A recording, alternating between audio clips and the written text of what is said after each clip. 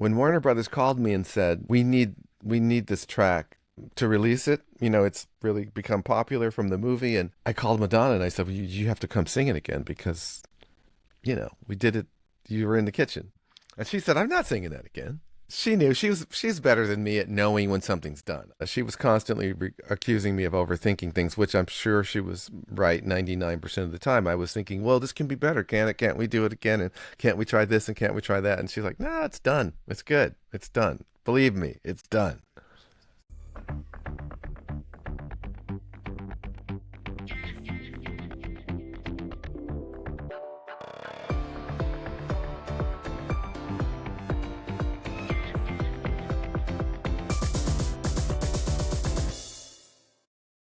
Hi, and welcome to a new episode of Madonna Songbook, the podcast about Madonna's music, her great songwriting, and producing talent.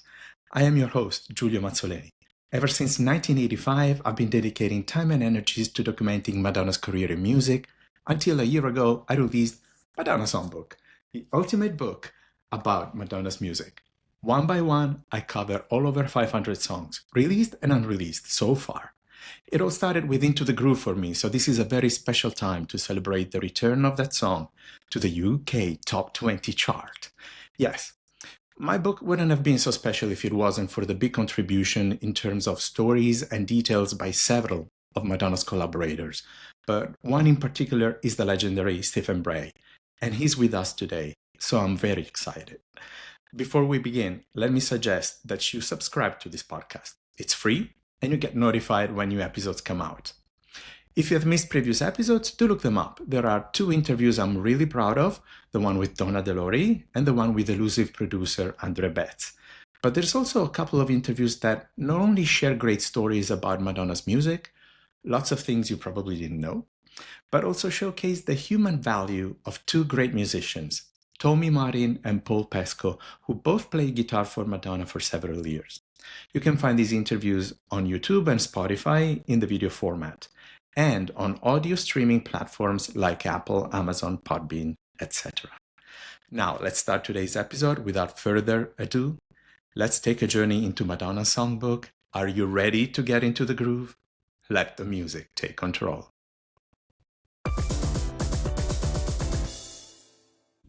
Okay, this whole Madonna journey started for me right with Getting to the Groove in September 1985. So I couldn't be happier to be here today to discuss the new success and the never-ending story of this amazing song with the man who literally made the song happen, just him, along with Madonna and no one else. No presentation needed. Everybody know who this man is. But just in case you forgot, today on Madonna Songbook podcast, there's a Grammy-winning, Tony and Oscar nominee, but most of all, musical maestro, Stephen Bray. Good to be with you. Hi, how are you? Very good, thank you. No, no Oscar nomination though. I don't think. You were? I don't think so. Weren't you last year? Well, The Color Purple, Danielle. We had actors from The Color Purple. I think Danielle was nominated, but not. Wasn't not the soundtrack as well? Oh, was it? Not for an Oscar. Maybe for a Grammy. Well, you deserve an Oscar. Thank you. Let's cut it that you. way. I would love deserve that. an Oscar. I love would love The Color Purple. It's an amazing, amazing musical. Thank you Beautiful very much. job. Thank you. I wish we could bring it to Italy. That would be fantastic. If you can bring Jennifer Hudson and Cynthia Erivo, that would be fantastic. That would be amazing. They should do a world tour with Jennifer and Danielle and Cynthia. That would be fantastic. Now, congratulations. Your song, the first song you produced, is back in the top 20 of the UK charts. How incredible is that? It's totally incredible, and I couldn't be happier. I think it speaks perfectly of the times we're living. A, there's new ways of promoting music. This started from a TikTok trend. And B, we're living in a very nostalgic generation. Everything that we do is looking back at the past. For people of my and your age, we're looking back at the music we were listening to when we were young. And for young people, there's this strange interest in everything that have not lived. They're very curious about a happier Right. past. Everybody's looking back. So great, because there's great music. And That's right. I had to document myself. I didn't know who this Jim Skin guy is. He's a British influencer. He's big on TikTok. He specializes in high energy, spectacular things, and gym and fitness, and Right. sometimes even a bit of dumb things, which put him into controversies. But he's very, very popular. And he had this I see. idea of playing into the groove and saying, "Wait a second," something like that. I hear a song, follow that tune. So everybody's following this thing of going like, wait, follow that tune. I see. And there have been other songs by Madonna that recently have picked up on TikTok and have been doing really well. A From the deep cut, same for the same reason? not from the same guy, but from other TikTok creators and popular trends, like a deep cut from Erotica called Thief of Hearts in the last few weeks was Right. everywhere. But and Madonna sometimes follows up and does her Oh, own TikTok right. post. In this Gotcha. case, she hasn't picked it up. I believe it's because it's really distant from what she would be doing. But the crazy thing of this trend is that it started having the song being played at clubs, and it overcame the barrier of the social network. And I think it worked really well compared to other songs, because in the first place, it belongs to the mainstream culture. It's a given. Everybody knows what, if they're into pop music, they know what Into the Groove is. I jokingly call it's like folk music now. It's It's how many years now? 40 years old? 41. 41. Wow. And Liz Rosenberg always calls it the national anthem. Oh, that's funny. I love Liz. Did you I get to love talk that. to Liz too? Did you talk to Liz? Of course, she has inspired my whole career. The book is dedicated to her. Oh, that's right. That's right. I I remember worked with now. her. I met her at a Stevie Wonder press conference in Hmm. 2005, and then we Hmm. became friends. Ah, It was well, it's immediate. by the way, it's a beautiful book. It's fantastic, and it's obviously a lot of work, and so I appreciate it. Thank you. I appreciate your contribution. It was really beautiful and Hmm. inspiring. Every time I spoke with someone like you, I felt more and more inspired to finish this crazy project that I had started. So I can't believe it came to reality. Well, it's great you So talk to people like Liz who really, she knows everything, and she's just such a, wonderful person. So I'm glad you got her energy.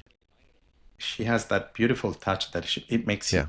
she finds the ironic side of everything. Right. She never Right. gets crazy, but even at the times when there were big chaos to be handled, she was always with a smile. She Right. really inspires me. Now, the amazing thing of this song, it's always been said, and I say it in my conferences as well, is that Into the Groove was born out of chance. It wasn't even meant for Madonna to record it. Isn't that unbelievable? Now, I understand that because things were starting to work in summer '84, you were being asked to also write songs for other people because Madonna's Right. songs were doing well. And you both Hmm. were signed to publishing companies and you were encouraged to keep working. So she had like a virgin finished and not out yet. And you guys started writing songs. And Into the Groove was one of them. Well, specifically, Mark Kamens, asked for that song. He asked for a song to be written for an artist called Shane. Mm-hmm. And I think he must have been signed to her production company, or I don't know if she was signed to a label already, but I think that's why it was so, carefree, because it wasn't for Madonna, it wasn't for her use, and so I think that sort of freed us up to just have fun with it, and not that See how not it that goes. writing, yeah, not that writing with her wasn't always fun, but in this case, I think there was no pressure whatsoever because we were just thinking, let's do something for Mark, let's do something for a new artist. This is fun.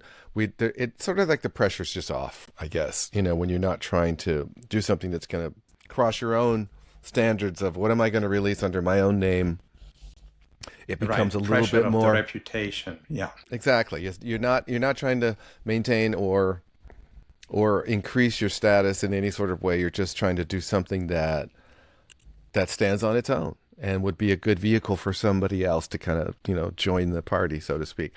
And so yeah, it was just carefree. And maybe that's why the song has that sort of lilt to it that, makes it feel so light in a way. It's got obviously a decent beat, I'm told. and but I think there's a lightness to it. There's a lightness to it. There's a happiness to it. There's a great Instagram account called Weibo underscore 1958, run by a guy in England, Jason. I'm always bringing him up. He's Yeah. covering Madonna's history day by day, very slowly, documenting everything from the press. He does library research. So right now he's covering February 1985. A few weeks back, he was talking about Right. summer 1984, and he was digging with the reason and the mechanism of what happened to Into the Groove when it was written. Mark Cummins was the guy who got Madonna signed to Sire Records. He was the DJ at Danceteria. He heard Ain't No Big Deal and Everybody, thought they were great songs, introduced Madonna to Michael Rosenblatt, and she got the deal. So I guess that out of gratitude, you guys were writing the song Absolutely. for him. And he wanted to give it to some singers that he could produce. But the first one that he gave the song to was a girl called Nathalie Gabet from France.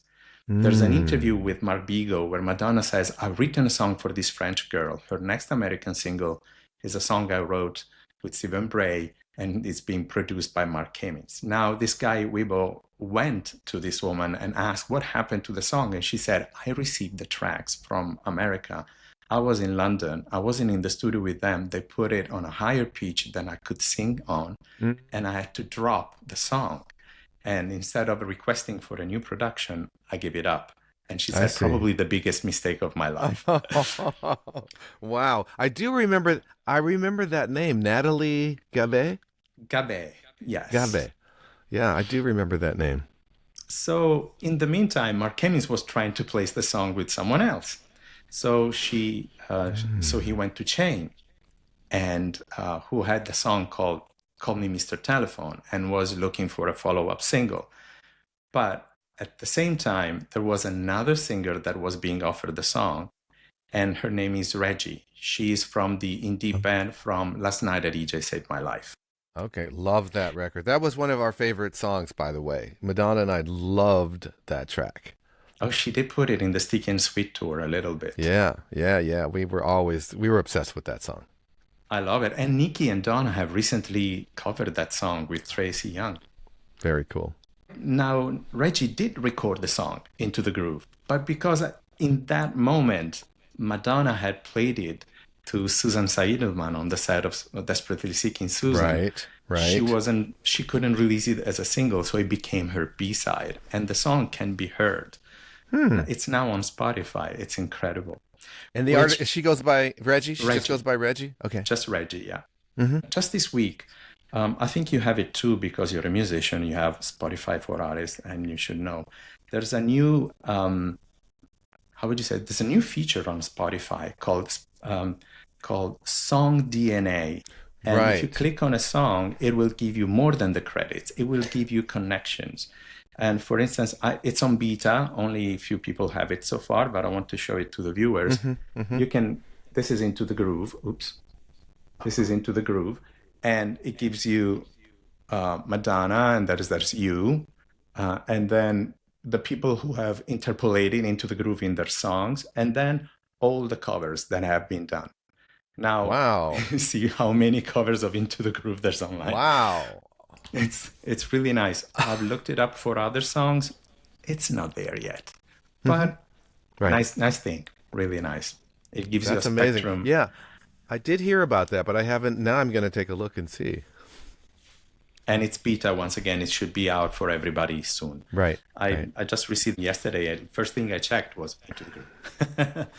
Now, because of this success, Warner Records, the label, have released the proper digital single of Into the Groove for the 41 years later. Exactly. It was only available internationally, and now it's out even in Right. America. Keith Caulfield from Billboard, head of editing the charts, was commenting like, "Finally, it's a single. The song that Ah, never was a single." I know. I was so disappointed. I was very disappointed.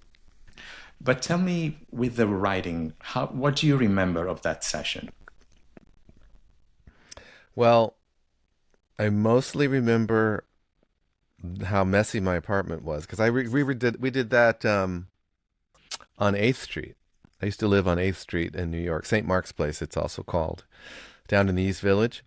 Hmm. And it's a very, very cool neighborhood. It's where Andy Warhol and the Velvet Underground used to party. And it's a very rich kind of culture to this neighborhood.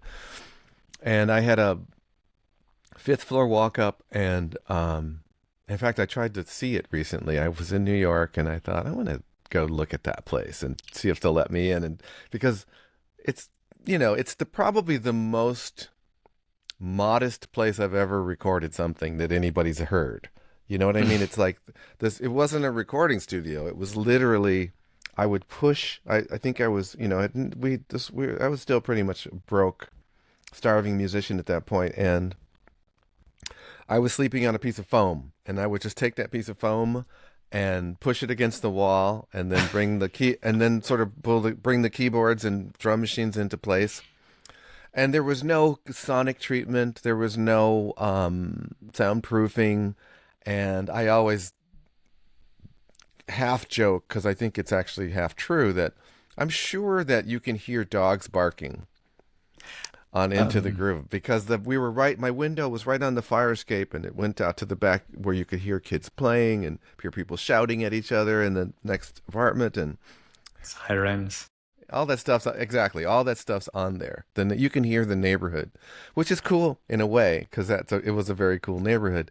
Um, but and people talk about I have friends that talk about we musicians love to talk about gear, right? We love to talk about our equipment and everything and how fancy this microphone is or that particular microphone preamplifier but that was the most basic, it was I think it was a really cheap mixer console that I had and I just plugged basically a Shure SM58, the same microphone everybody you see on a million stages across the world, and all the stuff you're not supposed to do when you're making music. You're supposed to use the better this and the better that, but that was a great example of just get the elements right and it doesn't matter. On that occasion, you were intending only to write a song, to make That's a demo. You were not looking at professionally that's true. recording it. That's true. And Bill, I'm sure you know the name Bill Bottrell. Yeah, of Who- course. You I'd know, love to interview him. Bill Bottrell used to say, "Never make a demo." And Always go for the right one. yeah, always record as if, it's intended to be for public consumption, which I suppose in a way without thinking about it we did because we are, you never know where something's going to go, and that's What and happened? to our credit, yeah, we were lucky that is exactly what happened. Um but it was just so low tech, that's what the point I'm trying to make. It was super low tech, and I really don't think we even used headphones. I feel like it was the term is railroad apartment. I think it's called a Hmm. railroad apartment where Hmm. there's no there's like a living room and a kitchen and then a bedroom, and there's no doors. It's just like in the bathtub is in the kitchen, and it's literally the bathtub is in the kitchen. And if I recall, uh, Madonna's standing in the kitchen, and I'm in the living room. What's really my bedroom, but it's the living room, and I'm just playing that music on the speakers, and she's singing along. And Wow.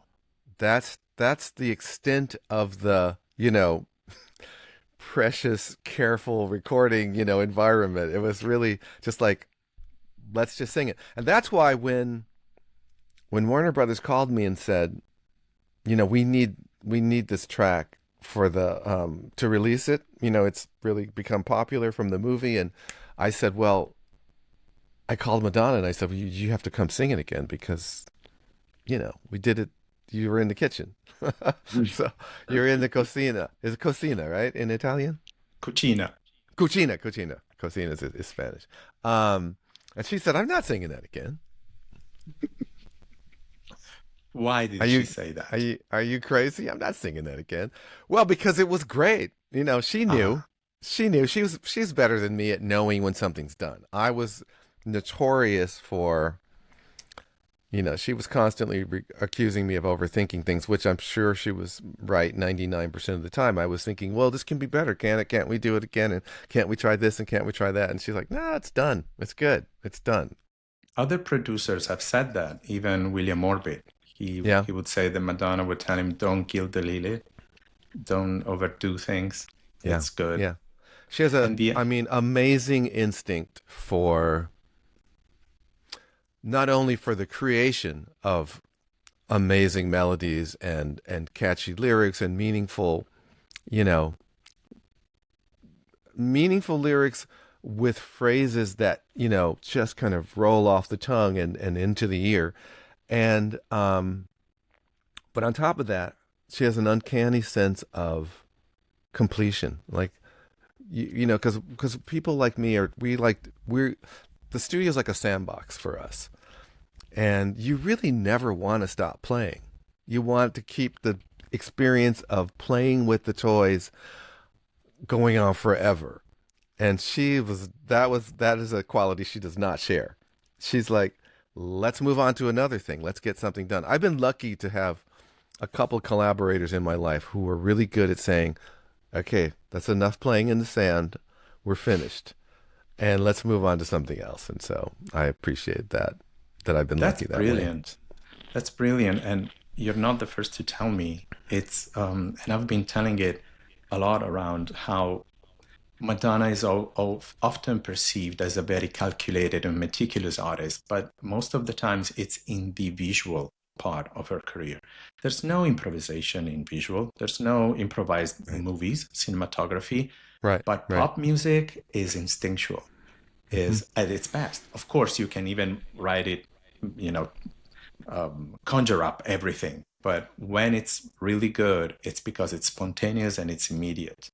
And still to this day, thanks to Instagram, we see her that she likes to write in cleaner studios, but simple as Hmm. that one, or the music building sessions that she did back in the early 80s. She likes to have everything very simple. She sits on the floor with a pad, with a legal pad, and she starts writing down. She's been making music with Stuart Price like that for her next album as well. It's the same ever since the beginning. I think it's because of the hunger or wanting to catch something that is immediate and not being fogged by everything that's around it, including technology. It's also being wise enough to understand that there's a mystical process going on and you don't want to get in the way of it. Hmm. You want to be still enough to let it come through you because we're not making this. I mean, and some people I suppose are making it happen, but I don't think in my memory, my experience is that what we shared in our process when we worked together, it was we were both able to get into that zone where you let it come through, you let it happen, and you listen. I heard Steven Soderbergh say about his filmmaking process that he has to be very quiet on the set when he's making films because he wants the project to tell him what it needs to be and how it needs to come into the world. And I think it's the same with certain people who make music. Some people are very academic and intellectual about it, and then some people are very, I think, you use the word spontaneous, and some people are very intuitive about it. And I think Madonna and I share the intuitive sort of approach. Let it happen. Hmm. It's beautiful. I think she also said recently that she doesn't own the talent. She manages it. She's a vessel, and she lets That's great. things being That's vehicled by her exactly. act. That's exactly right. So that's what made your collaboration special. You had the same feeling. You were on the same frequency. I think so. Although I will say, and this, I'm not saying that Pat Leonard is not spontaneous and intuitive as well, but Pat is a much more educated musician, and he is formally educated, and he possesses an enormous toolbox of skills that he understands music in. I call it the mathematics of music. He understands the mathematics of it in a way that I don't know if I ever will. They worked equally well together. So, who's to say which way is right? It's not about right or wrong. It's just, I think we both shared that. Let's follow this, like what's his name, Jim Skin. Like Jim Skin says, let's follow that tune where it wants to go until it's finished. And that's what happened. Yeah. Now, going back in time, you were the first. You were the one who actually persuaded Madonna to shift to dance music when she was exploring the underground rock and roll hippie scene of the early 80s, late 70s. This is something that you studied on the side while you were in her band, but then asked her to sing or to test some demos that you were working on. How did this process start? Because ever since then, she's been great at making dance music. Well, I wouldn't say that I told her, to do that or suggested that it as an alternative. I think we were both very, very much fans of music, different kinds of music. I think that when I first showed up in New York and joined what became IMI, I think she was writing what she was able to play on the guitar. You know what I mean? She was writing songs based on what she'd been taught. Dan, from Breakfast Club, taught her some guitar stuff, and out of that grew songs like "Safe Neighborhood" and "Love for Tender" and "Hot House Flower," things like that. "Laugh to Keep from Crying." Those songs were all that was her skill level, and so she played songs within that level, and I think that came out punky, came out like rock, and I was a really big fan of used to drive her crazy. XTC. I was a really big XTC. I am a really big XTC fan, I should say, and the Buzzcocks, and a lot of rock bands. We were both big Pretenders fans. Yeah. we love that music. So I think I think as we explored, what music to create together, it was kind of based on what we were listening to and what we were able to perform. And then something changed with the machines. The machines came into our lives, drum machines, sequencers, and it allowed me, because as I was just pointing out a moment ago, I don't have a great deal of virtuosic training in terms of being able to execute complicated musical parts, right?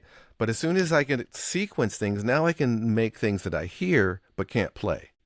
Okay. I can imagine something going ba-da-da, but if you ask me to play the Into the Groove bass line, I would be like, you better get somebody in here that can play the bass, because I can program it, but I can't perform it. Do you know what I mean?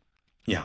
I can make it happen. And so that opened up a world of style. Now we can start playing the music that we go to clubs and we dance to. And we you were talking about last night a DJ saved my life. Stuff that was the stuff that drove us crazy on the dance floor. It was really fun, and we just loved that one. And do you remember Yarborough and Peoples? Don't Stop the Music? Yeah, that was another music. That was another of our big time favorites back in the day.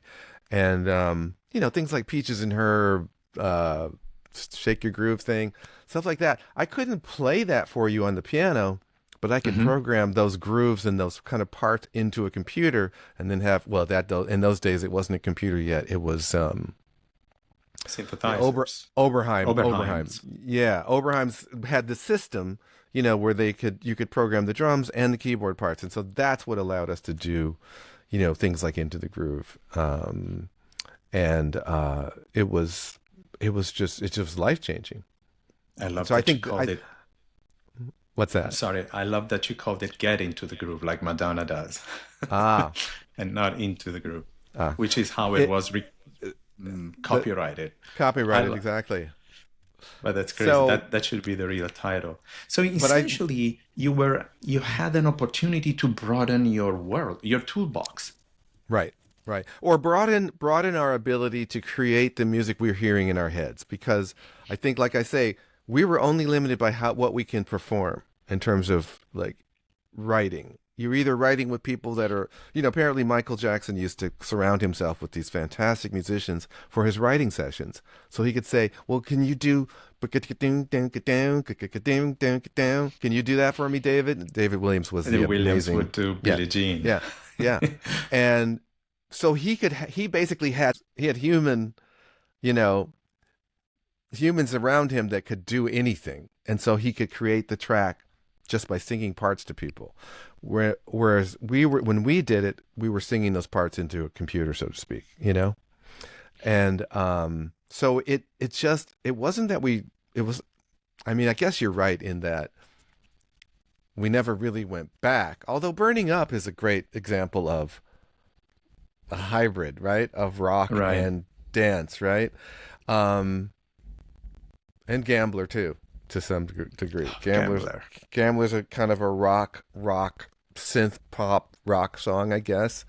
These words in music don't always, descriptive words about music don't always work. Hmm. But yeah, I was just pushing back a little bit about what you said about telling her let's do dance music. I think we were just really lucky in that we loved all these different kinds of tracks, and I on the side I was always trying to create things that I enjoyed.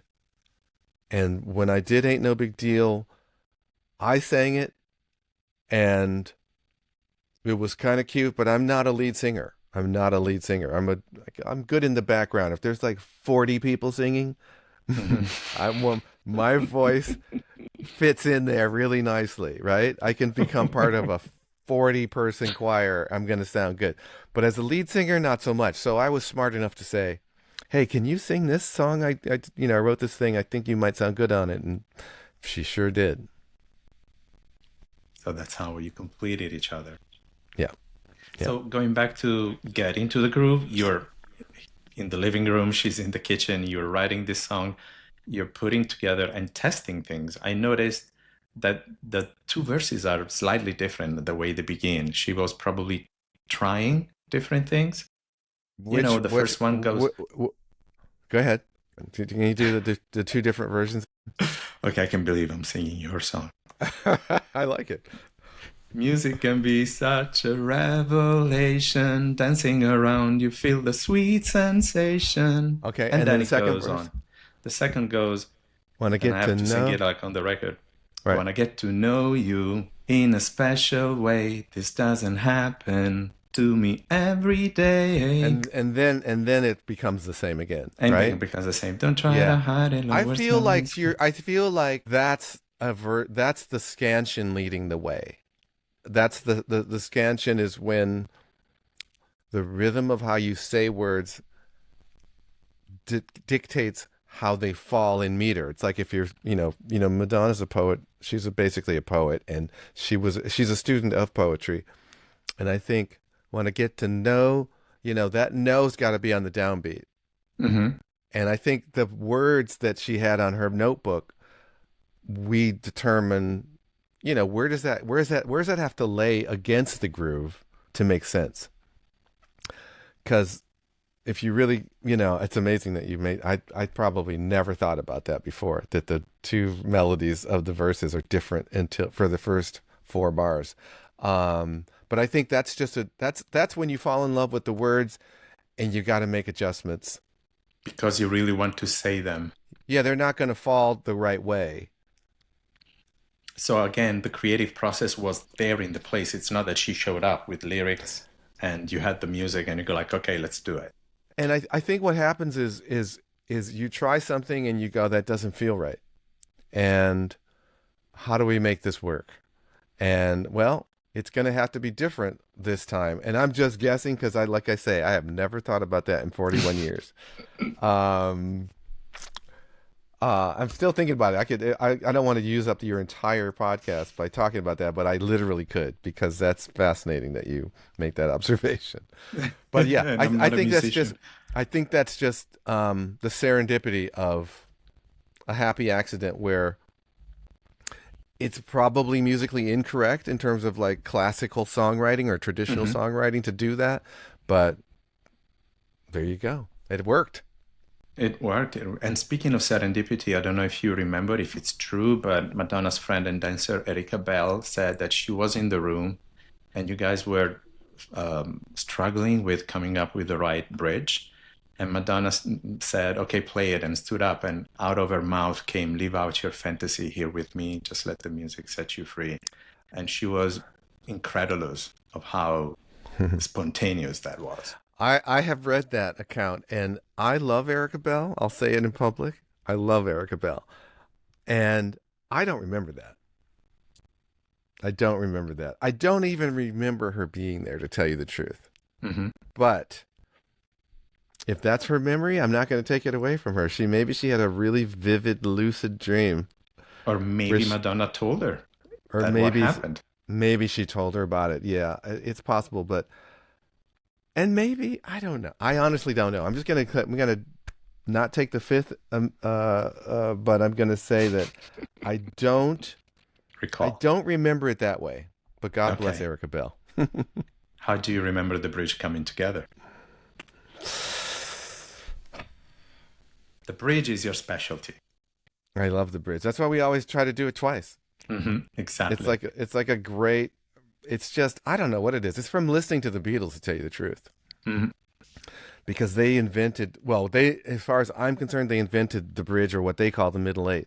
And I want to hold your hand. It's the middle eight. It's the middle eight to I want to hold your hand, and that is just one of the happiest moments of music I can think of. And because it's just a departure from what you've been hearing, and then it goes to this, like, you thought you were hearing hooks, right? You were very happy with I want to hold your hand. You got that something, it's a hooky song, right? And then it gets super, even more hookier when they hit that bridge, or middle eight as they call it. And we wanted to do that whenever we could. And so I think uh, live out your fantasy here with me. Just let the music set you free. It just kind of rolls out, and it was just our attempt at creating a Beatles middle eight. Well, Same as in where's the party? Express yourself, causing a commotion. Even Can't they, Stop is an amazing bridge. I'm so glad you mentioned Can't Stop. Nobody knows about Can't Stop. Love that.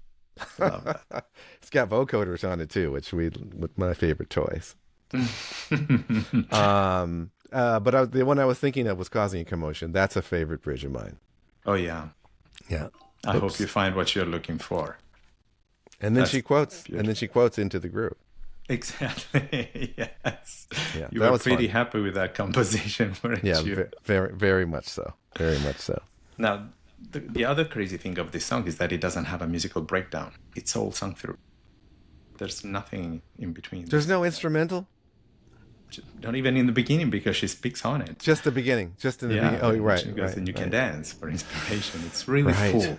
It's super intense, which is, again, next to that fantastic bass line, probably is the energy of Madonna's voice singing through it. So it's wall to wall. It's wall to wall, Exactly. isn't it? Yeah. Absolutely. As Debbie Harry said, toe to toe, wall to wall. Rapture, be pure. And also, the great thing of those lyrics are about the duality of liberating oneself on the dance floor and at the same time being flirty. Now, everything in pop music is about flirtation, it's about love. But Right. there's always another meaning, and it's about feeling free when you dance by yourself. And how can you imagine the millions of teenagers that have identified with that in their bedroom? And I think teenagers and probably people in their 60s and 70s too, because the feeling of, well, what's the expression? Something about dance like nobody's watching? Yeah. There's an expression about make sure you do that to set yourself free and give yourself the permission to be silly, to be goofy, to It brings be to mind the amazing Diane Keaton. In several of her movies, she gets into a liberating dance, and she right, and she doesn't right, care if anybody's seeing her. That's the kind right. of image that you get. And I think that is so universal, and that's something we talked about a lot when we were talking about lyrics. We would talk about, the difference between a specific kind of lyric that's about, the guy I met at the store yesterday who, gave me the food and I paid him for the food and it was very specific. And then there's the general kind of lyric about things that we all want and things that we all feel and things that we all fear. When you can find lyrics that everybody goes, oh yeah, I feel that way too. I've felt that way. Or I know what that is. I know what that is because I had that experience. Those are the ones where I think the songs can become, even if they're not anthems, literally, they become anthemic because they're so universal. Relatability. You can Yeah, relate to those songs, and they become exactly. yours. And I think Exactly. Madonna works a lot on that level. Hmm. She's very careful with not talking too much about herself. And that was something we talked about a lot. That's not by accident. Or there was a conversation when you were making songs about this There's a matter. con. It was a conscious thing. Yeah, yeah. Speaking of sound, though, going back to the sound of the song, now you had this demo. It was picked for the movie. They desperately wanted it. At that point, Madonna hated that song because she really wanted Like a Virgin to have its spotlight. And there was CBS releasing Vision Quest with Gambler and Crazy for You. She was trying to block these things, and then comes into the groove, and she goes like, "Wait, I want my album to have the focus." So with her management and the label, they were trying to cut ways out of these things and keep the road paved for Like a Virgin, which was extremely successful, but they couldn't stop Into the Groove because Orion liked the song. They put it in the Danceteria scene. They put it in the credits. They put it in the demo version because he didn't have time to finish it. And then finally Warner was persuaded, okay, let's put it out. Let's put it on the B side of Angel. You were asked to deliver the song, like you said, and you told me you went to a studio in California, not even knowing what to do, essentially. You were asked for a stereo mix, right? Yes, that's right. I was just thinking about something you said. I was not aware of all the things you just said about the label kind of going, wait a minute, wait a minute. I didn't know that Madonna was like, wait a minute, what are you doing? Don't slow down the progress that Like a Mm-hmm. Virgin is making. I didn't know there was so much label politics going on. But yeah, they said to me, hey, Steven, where's the stereo version? And I said, nowhere. It doesn't exist. So yeah, we went out to California because I was thinking she was going to sing it again. She said So you no. reached out to her. Yeah, it's funny you bring that up because I just came across the track sheets from that studio. Wow. I think it was called Hollywood Recorders or something like that. I literally was going through papers, Soundcastle? and that Soundcastle's where we mixed it. But Okay. we tracked it at a different place. Okay. We tracked it in Hollywood. I think Soundcastle might be in was in Los Feliz or Echo Park or Silver Lake, something like that. Mm-hmm. And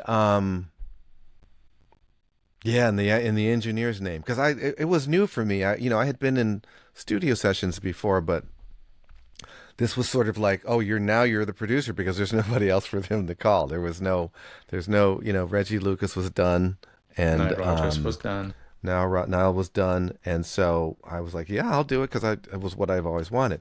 And so what I did was I just transferred the vocals from the 8 track onto 24, and then replayed all of the sequenced music from the machines, from the, as you talked about earlier, the Oberheim system. And I think I was using two things. I was using for the nerds that are watching your podcast, um, the Roland MSQ 700, Mm-hmm. I think is playing the bass. Wow. And the Oberheim DSX was playing the main sort of pad keyboard parts and the bells and we had like a Casio thing playing those bells, and Prophet Fives. A lot of people have talked about, well, what is that on the bass? And I'm pretty sure it's a combination of Prophet Five and it was not a mini Moog. It was a Prophet Five and probably the Oberheim to some degree, and a third thing, which I at the moment can't think of what it was. But that was the game. Is A like I Juno? say, I don't think Juno 106 has existed yet, Okay. because this is 84, right? Right. Yeah, I don't think Juno 106s came out until. These things are great for another podcast of my friend Edward Russell, who's a musician, likes to dig into this instrumentation. He's gonna love this. His podcast is called Inside the Groove. And he broke it down, right? I think He broke it down. Yeah. He breaks down the songs and tries to analyze all the details. He's amazing. I think I've seen that, and if I don't want to use up all your time with talking about keyboards, but it was probably, I know the Prophet 5,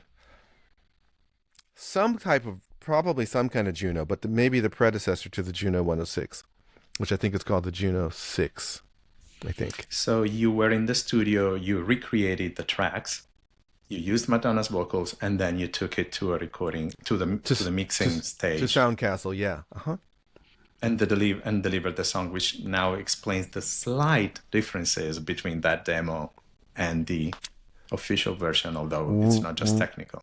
Which you're going to be, again, better educated about than me, because if I didn't know about the difference between verse 1 and verse 2. I hadn't thought about that. What's the difference between the demo and the movie and the musically? Nothing. It's just it sounds better. That's what I meant to say. Oh, okay. It's just Gotcha. you just didn't polish the tracks. Yeah, well, it's going from the tiny 8-track, half-inch 8-track to 2-inch 24-track, and you're also, like I said, my version was everything going through. I think it was a Ramza console. Okay. And then, but it's Soundcastle, and we had probably, I don't know what it was, but it was a major Neve console or SSL at that point. I'm not sure what it would have been, but you could focus on every little element of each element in a way I could have never done back home. Yeah. 24 tracks, and that became your first production. Is it? Yeah. I mean, what had I not done? Barracuda, right? Yeah. You produced Barracuda's Ain't No Big Deal. Yeah. That's true. And Nursery School, let's not forget. Oh yeah, that too. I have it here in my record collection. That's cool. The song became Madonna's first #1 hit in Europe, became a huge hit, but it didn't have a remix for a couple of years until it was decided to put out the You Can Dance EP, and Shep Pettibone did that remix. How much do we love Shep Pettibone? He's one of my favorite people in the world. We still talk every now and then. Yeah, no, he's genius. He is. And that beautiful piano solo that his engineer Andy Wallace came up with. Was it? I thought it was Fred. Isn't it Fred Czar? No, it isn't Fred Czar on that song. It's not Fred Czar playing that piano? Fred Czar played the piano on Holiday. Oh. And he also played this intro to Papa Don't Preach. Indeed. I thought in my bedroom apartment, in my bedroom studio. But was it scored by Bill Myers, or was it just Fred Czar? Bill took what Fred did and orchestrated it for real strings, for live strings, for a live orchestra. He kind of took the emulator too, because Fred played the emulator. I'd love to know more about Fred Czar's work. I know he did Jimmy Jimmy, he did Lucky Star, he did many other songs. He's brought a good taste. Wait a minute. What did he play on Jimmy Jimmy? Overdubs. It's on the credits. It says overdubs by Fred Czar. I'm going to have to listen to that. Tell me the things you don't know. I haven't heard Jimmy Jimmy in the 40 years either. So I'm sorry. You were asking me something about the remix. The Shep Pettibone remix. Yeah, no, Shep is like a good luck charm for me, because he also did that fantastic remix of Express Yourself. that changed up the whole song. Yeah, yeah. Which I love. I mean, sometimes Pat and I would talk about. We'd say, "Do you like the remix?" And Pat would say, "I don't know." But I was always really happy to hear what somebody might do With your with composition. what we'd laid down. Yeah, and I, because it's the same harmony. I mean, we invented the harmony. Right. I never felt slighted or diminished in any way by the remixes. I always thought that was really a fun part of the whole process. Like, what will you do with it now that here's some toys? What are you gonna do? Yeah, that's beautiful. That's a beautiful concept. And I believe Express Yourself was the first remix of the modern era for Madonna's music, meaning when the DJ takes just mainly The the vocals, vocals right, and a few other stems right, instead of right, just doing the extended version. They right. came up with something completely revolutionary. But Shep was really good at maintaining the musicality in a way that, because some remixers ignore the harmony of because when we write melodies, we write melody with a certain harmony in mind or pre-existing, right? It's like that goes with da ba dee dum ba goes. It kind of spells out a chord, right? A lot of remixers kind of ignore that, Yeah, they just and throw the beat under they in a different and, key.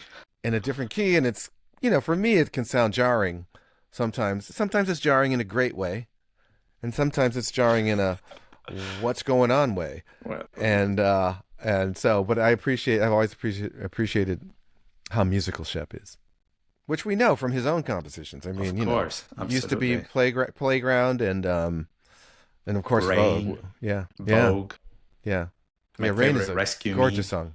Yeah. Amazing songs indeed.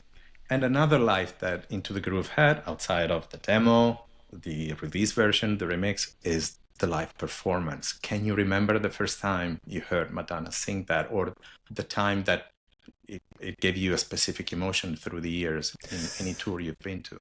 I don't want to ruin your podcast, but when you ask me that question, the first thing that jumps into my mind is Angel in Detroit and the Like a Oh, Virgin tour.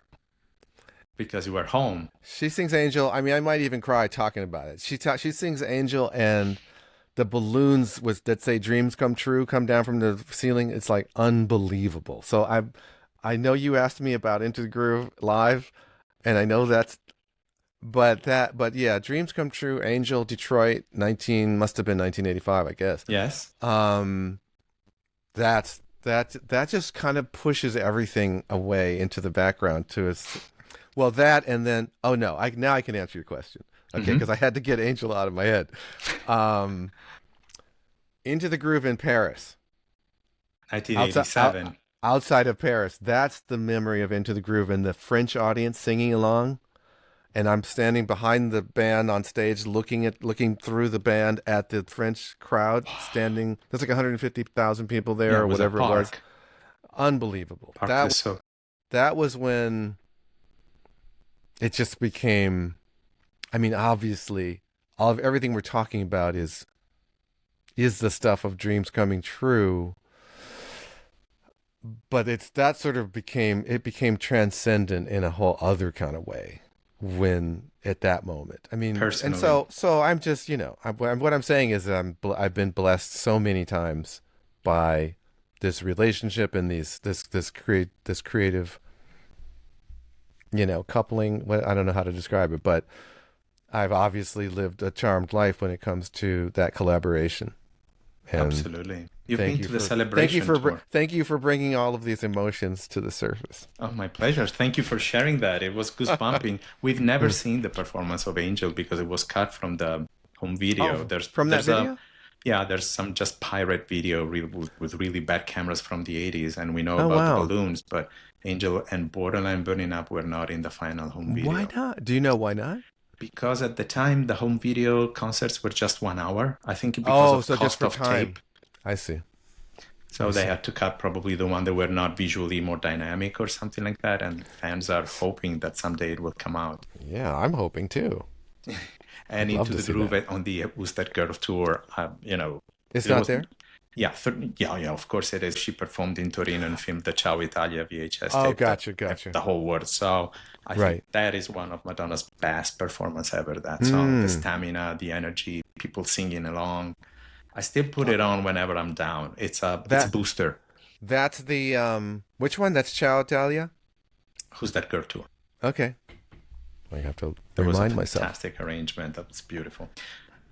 Okay, you've given us amazing stories, and I really don't want to take too much of your time. And there's people at home probably are going to like, wait, he's not asking about Keep It Together and Angel and over. Well, you've answered all of the possible questions that I asked you for my book, so you can Great. find that in the book. You Ah, guys go read it. good point. Thank you so much. You opened up so many your vault and so many stories. But I have a little bravia for the people watching and wanting to know trivia from Stephen Bray. What can you remember about warning signs being cut from Vision Quest? Did you record it? Did you produce it? Did you actually put it down? Because in interviews, Madonna kept saying there were 3 songs and eventually there were just 2. I don't think warning signs got beyond. I'm trying to remember because I remember recording Gambler. I remember recording Crazy for You with the amazing Rob Mounsey and at Sigma. And I don't know. My memory of Warning Sign really is strongest when we did like a Porta Studio demo. There's a 4-track cassette machine called a Porta Studio that I think I must have bought that before I graduated to the 8-track, I guess. Um, but that was, yeah, we had 4 tracks to work with. And I remember sequencing and doing all the. There's no recording of Warning Sign anywhere that No, anyone can hear? no. The only thing that there is available is the music sheet at the Right. copyright library, Which and somebody picked it up and created a demo of that song, like I a heard that. cover, I a heard cover. that. I heard that and I Santa did not Madonna. That's it another was podcast from it, Argentina. it was not that recreation was not accurate. I can Okay. say that because I heard that and I thought, that's not it.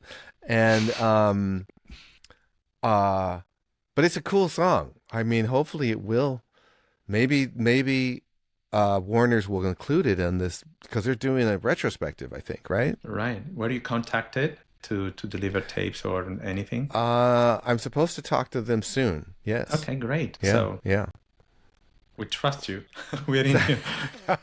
But see, something like that, something like Warning Sign would probably have to be Reworked. recreated because I have the data somewhere. Because that's the Hmm. beautiful thing about all these old machines is that as long as I can find a cassette machine that works, all of the patterns are recorded in a data stream on a cassette, and if there was enough interest, I would be happy to dig it out of the you know box. And you got to find the right machines, that good old MSQ 700, Hmm. or in that case, Warning Sign would have been. What was I sequencing on? It had to be that Roland box. It had to be the MSQ 700. Because that was one of the first ones where you could that I could afford that you Hmm. could record parts on. And it sounded a little bit like I think I've described it before, but I think it sounded like kind of like British synth pop. We Human were big League. fan. Yeah, exactly. We were big fans of Human League um, and sort of not so directly, but that sound of orchestral maneuvers, Depeche Mode, all of those, Soft Cell, Soft uh, Cell, the yeah, Erasure. yeah, yeah, yeah. That's all. Oh my God, I'm spacing on his name. Erasure. Andy Bell? Yes, yes. I mean did Andy Bell play? Who was the keyboards and music behind? Yeah, Yaz. Yes, yes, Andy Bell. Oh yeah, there you go. I mean, we're big fans, really, really big fans. I think they were on Sire as well. I mean, Seymour Stein brought them to Mm, America. mm, mm-hmm. So that's how Yeah. you got to know So them. those are. So I think that there's a the influence of that sound is what makes Warning Signs tick. And another song that happened but didn't happen is Desperately Seeking Susan, which is when Madonna said, okay, you like one song, I'll give you another song. Right. Do you want songs from me for your movie? But then got discarded. Yeah, I don't think she was satisfied with I don't think she was satisfied with the hook of that song. I think we both were like, it's really cool, because I remember very much thinking, oh wow, we've successfully got that phrase into a musical hook. You know, desperately seeking Susan. I think it goes like that. But we were a little bit underwhelmed with, because we both were such fans of pop songs that we knew when the hook was satisfactory. When we'd come up with a chorus that really felt complete from bar 1 to bar 8 of an 8-bar chorus, we were like, okay, that's it. It's like a sculpture, right? Yeah. And I think Desperately Seeking Susan did not rise to our standards. I mean, So maybe didn't submit it. if people wanted to hear it, I would be happy to. We want to hear it. It's just that she's very obviously, her standards are Of have course. to be met, and so it's up to her. The other one that's like that is you didn't ask me about, but I'm going to tell you about is First There's a Kiss. The Like a Prayer outtake. Yeah, and it's another one it just fell short of the standards and practices, sort of department, and it's a gorgeous. There are gorgeous elements in that song. It's just that just didn't have it wasn't complete in its gorgeosity, as some people might say.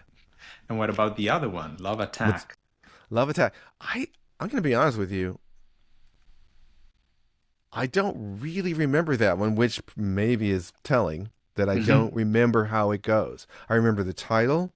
I have the track sheet in my box of track sheets. I cannot remember how that goes. Like, I can sing you what I won't. I can sing you First There's a Kiss, and I can sing you Desperately Seeking Susan, but I can't sing you Love Attack. So it's a song that was left in the, abandoned in writing stages. Like, this is not really working, so let's drop it. Yeah, I don't know that I would say that. I would say that it was abandoned in that it didn't meet standards, because I think there is a complete demo of it somewhere. Oh, okay. So it wasn't brought to the recording stage. Correct. It wasn't brought to the final sort of we're going to now put it in. Because what would happen is we'd do a demo where I'm kind of sequencing everything, I'm playing the parts, but then we'd go, into Pat's studio or somewhere, and you'd have humans come and sort of replace or add to what I did. John Robbins on drums, Randy Jackson on bass. Exactly. My beloved Randy Jackson on bass, for sure. So much fun. He's the best guy in the world. But that song didn't get that treatment. Okay. And neither did First There's a Kiss. Which probably deserved more attention than Love Attack. Well, I mean, if she wanted to come over and work on it some more and fix the verses, that would be great. When was the last time you spoke to her? Well, it's been a long time. It's been like 20 years or something like that, at least. Okay. I have children older than the last time we spoke. That's a beautiful way to say it. You were just saying about bringing a song into stages of production. This is a question I've never asked anyone, but recently I was discussing with someone who's a big Prince fan and listening to their podcast with Susan Rogers, Prince's recording engineer the longest time. And she was talking about how intelligent he was about sequencing albums and shows. Now, that brought to my mind, Madonna is great at that too.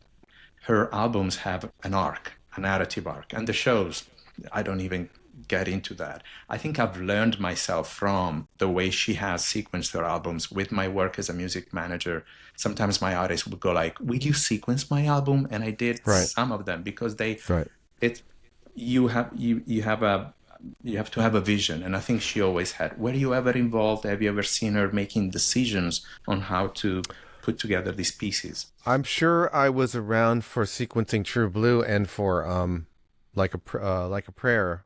Mm-hmm. Um, and yeah, I mean, it's a skill that requires a lot of patience because it's like it's very much similar. It's similar to what I realized in making films and making music theater.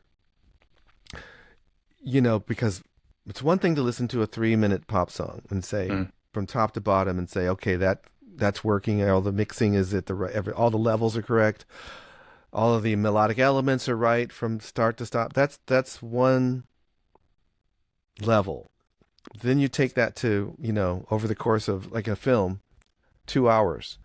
A playback is 2 hours long now, and you're kind of trying to keep all of these elements in your head. It's like, well, that scene is a double beat. With this scene, it's coming, 50 minutes later. That first scene should go because now the 50-minute scene, the scene at 50 minutes doesn't work as well. So I think it requires patience, Mm-hmm. and it requires enough working memory to think of something over a span of time From the and how, beginning to the end. and the musicality of what key is this song in versus what key is that song in, what's the pace, what's the tempo of this song, what's the tempo of that song. Too many ballads, it starts with easy decisions like, well, don't do 3 ballads back to back. That's pretty much obvious to most people, right? Right. And then there's okay, fast, slow. I liken it a lot to music theater where we use color-coded cards, like when somebody's talking versus when somebody's singing. And there's too much talking. Look at the cards. There's like a whole bunch of white cards, and there's a blue card finally. There's something wrong with your show Right. when there's not enough blue cards, breaking it up. And so I think all of these things require us to take the idea of a pop song and expand it, or a piece of music, and expand it to The a album much longer form. Yeah, longer form. And she's just got she has an intelligence in that area that, and I think she enjoys it. It's kind of like, do you enjoy crosswords? Do you enjoy the Sunday crossword, which is the really big one, Okay, not Wordle. The big one. No, The really the big big one. And the big one that's going to might take you an hour to do. If you've got that kind of head and you like those kind of long-term problems and long-term solutions, then you're going to be good at sequencing albums. That's true. That's true. That's a very good view on that. Just before we end the conversation, I wanted to show you this treasure. Oh wow! Is that? Oh wow! That's so cool. That's a amazing. Picture disc of Into the Groove. I might have that somewhere. It has tea stain color here because of the plastic they used to make the sleeves on. And the first thing you would do as a collector is separate it from that plastic before it gets damaged. I think mine is in pretty good condition for being from the time. That's great.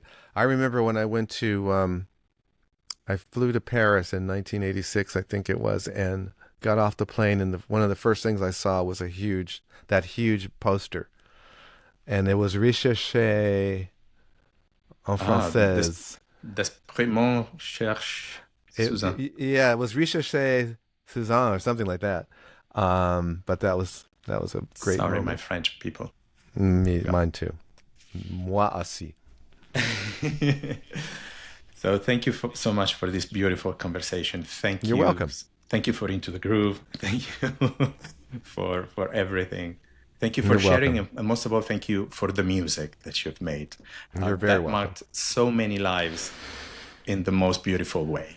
And to the viewers of this podcast, I say thanks for watching. Please leave your comments, and don't forget to let the music take control. Bye, Steve, and thank you so much.